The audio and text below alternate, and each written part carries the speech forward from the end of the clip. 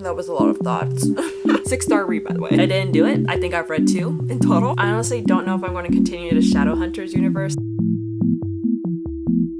Hey, what's up? Hello, my name's Alexis and welcome to this week's video. It is a little bit overdue, but we are going to be doing the mid-year book tag. I have my list of 12 questions here, and yes, it is 3 pages long. We're only going to be talking about the books that I read between the months of January and June. Before we get into the questions, let's go a little bit over my stats. I read a total of 35 books by the end of June. My average rating was 4 stars. I feel like I really need to work on being a little more harsh with my rating. I feel like it's not sitting right inside me. And I also tend to rate books as soon as I finish reading them. Like if I'm like in the last hour or so, I'll already start thinking about what I'm gonna rate it. And you know, I should not do that. I should let it marinate at least overnight and then rate it. So I'm gonna work a bit on that as well. That being said, out of those 35 books, I had 9 5-star reads, and my 2 most read genres is fantasy and then thriller. So with that being said, let's get into the questions. I'll also have them down in the description. If you want to answer some of them down in the comments, feel free to. Also, if you hear screaming, everyone is playing Fortnite in my house. The first question is the best book you have read so far in 2026. I'm going to say City of Bones by Cassandra Clare. I did give this book a 5-star.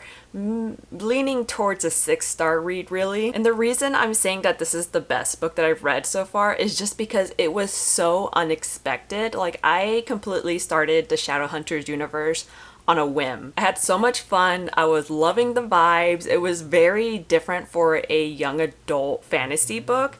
I feel like, at least, and I have read my fair share of YA fantasy. And I'm kind of upset with myself that I didn't read this when I was younger, because I always seen it at Books A Million and I was like, do I want to start that? I'm like, nah. But you know what? We saved it for now. Definitely one of my favorite reads so far this year. The next question is the best sequel you've read so far.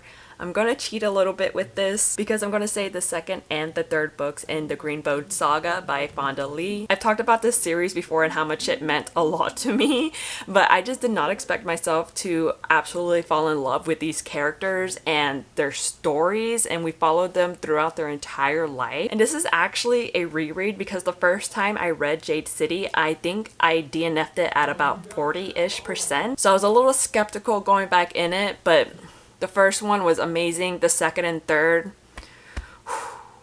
absolutely loved the character storylines. We follow like a big cast of characters, and I really think that really pulled it all together. The third question is new release you haven't read yet but want to. Again, I'm going to say a couple of books. Let me grab them real quick. Actually, I have 4 books here, and they all have something in common. They are all book of the month books. So we have Bloodbound by Ellis Hunter, This Story Might Save Your Life by Tiffany Crum, Anatomy of an Alibi by Ashley Elston. I actually just realized this one is from 2025, but I'm going to put it here anyway because I was holding it. Play Nice by Rachel Harrison. Basically, with these, I got the subscription when I thought I was going to continue with one of my 2026 reading goals, which was to read 1 physical book a month. I didn't do it. I think I've read 2 in total, and we're now in July. But I am excited to get into these books. I really want to read all of them, and I've been putting off actually reading them because my main way of reading books is through audiobooks, and I feel like it's a waste if I don't actually read them physically, if I have them physically. So I've just been putting them off, but I really need to read them before at least the end of the year. I'm really setting myself up for this last half of the year though. I am stressing myself out. The fourth question, which I'm most excited to talk about, is the most anticipated release for the second half of the year. I have 2 books. First and foremost, my most anticipated read of the entire year, not just the second half of the year, the entire year, is The Knave and the Moon by Rachel Gillig. It comes out September 1st, and I am genuinely so scared for all of my Bartholomews. I just want them all to come out in one piece. I cannot wait to get my hands on this. I've been seeing people doing ARC readings of this book and I am so jealous. So my number one anticipated read for the second half is The Knave and the Moon by Rachel Gillig. I lied, there's actually 3 books on here. The second book is Grim Tidings by B.K. Borison, which comes out September 15th. So we get 2 books in September. This is the second book in the Ghosted series, which the first one was Good Spirit, which was Christmas themed. So I'm feeling like this next one is going to be a little bit Halloween themed. I haven't read the synopsis of it and I don't want to because I just like going into these completely blind. And the third book that I'm most excited for to release is Actar 6 by Sarah J. Maas. Along with many other people on the internet, I am so excited to finally see this story continue. I've never finished the series, but I am currently reading them now. I am currently on A Court of Mist and Fury, which is why it's not up here. And I am just in awe how the story could not fit into one book, so she had to break it up. So we get book 6 on October 27th, and I think the book 7 is coming out, I think February, first quarter of 2027, I believe. The 5th question, and I feel like the most controversial question, is the biggest disappointment so far. And unfortunately, I'm going with The Infernal Devices by Cassandra Clare. I was so hyped to get into this trilogy. I was hoping to get like emotionally attached to the characters. I was ready to get my heart broken. And unfortunately, that never happened for me. I just didn't really seem to care. Like I cared enough obviously to continue the series and I did enjoy them, but I was just so disappointed with it because I was just so hyped and I always see people talk about how this completely ruined them. It's Cassandra Clare magnum opus? Magnus Bane? So The Infernal Devices trilogy by Cassandra Clare is going to be my biggest disappointment so far this year. So now for the other side of the spectrum, the 6th question is your biggest surprise so far, and that is going to be going to Into the Blue by Emma Brody. I had absolutely no idea what this book was about other than it being a romance book, and I did actually watch a reading vlog of one of my favorite YouTubers, Peruse Project, reading this, and I don't know, I guess I just had her like in the background because I still had no idea what was going on. I just knew she was really enjoying it, so I was like, I guess I'll give it a try because I didn't really have anything else lined up to be reading, and it actually turned out to be a 6-star read for me. I absolutely adored it. I really feel like it took romance books to the next level, and I said it once and I'll continue to say it. I love when we follow our characters over multiple years, like most of their lifetime. So we follow our main characters from when they were teenagers / young adults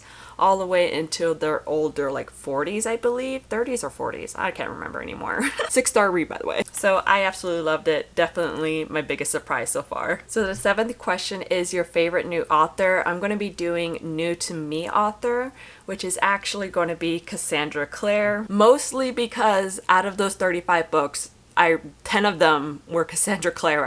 I consumed a lot of Cassandra Clare so far this year. I honestly don't know if I'm going to continue the Shadowhunters universe this year just because I felt like I read way too much of it really fast, and I also have so many other books that I really want to get into. So I think I'm going to hold her off until next year, but she's still definitely a new favorite author for me. On to question number 8, which is your favorite new character. I'm going to pick 2 because I'm picking Shadra and Grayson from Daggermouth by H.M. Wolf. I loved getting to know them in this book. I feel like we really kind of grew with them, and just their inner monologue, just loved it. Loved every second of them, and I cannot wait to see where the story continues and how they continue to grow. I hope this is a series. I don't know if it's a duology or series, but I don't even think this book has been traditionally published yet, which just hurts my heart because then I have to wait even longer for the second book to come out. Coming down to the final few questions, with the 9th one being a book that made you happy, and I am going to go with The Night We Met by Abby Jimenez. It was just such a fun romance book with some serious topics sprinkled in, and I loved actually seeing a cameo from Abby Jimenez's other series. This was truly like a friends to lovers story, and I absolutely ate it up, okay? And the 10th question is a book that made you cry. And again, I'm gonna say The Greenbone Saga by Fonda Lee. I mean, what more can I say? I absolutely adored the story and the characters, and I was genuinely bawling my eyes out knowing that the story is done. Like, the characters, I'm letting go of the characters, and that absolutely broke me out. It takes a lot for me to cry. That one got me. It got me good. Got me good. The 11th question is the most beautiful book you've gotten. I actually don't buy a lot of physical books, so I don't have anything here because I don't remember what I bought, but let me take a look around.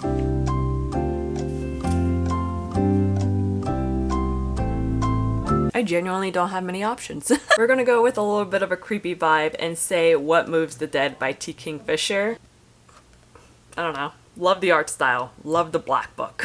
But this plays perfectly into the 12th and final question, which is what books do you need to read before the end of the year? And I do have a couple short books that I've gotten and I need to read this year. So of course, What Moves the Dead by T. Kingfisher, Bloom by Delilah Dawson, Carmilla, and What You Are Looking For Is in the Library. I think What You Are Looking For Is in the Library, yes. But rapid fire, some other books that I really want to get into this year is Ninth House and Hellbent by Leigh Bardugo, because the third book, Deadbeat, is coming out soon. The Hunger Games trilogy, and last but not least, The Bog Wife by Kay Chronister. That was a lot of thoughts. So that is it for all the questions for the mid-year book tag. If you did make it to the end, I really appreciate you. And if you did enjoy the video, please leave a like. Let me know down in the comments some of your answers to the questions. And also, subscribe if you're new.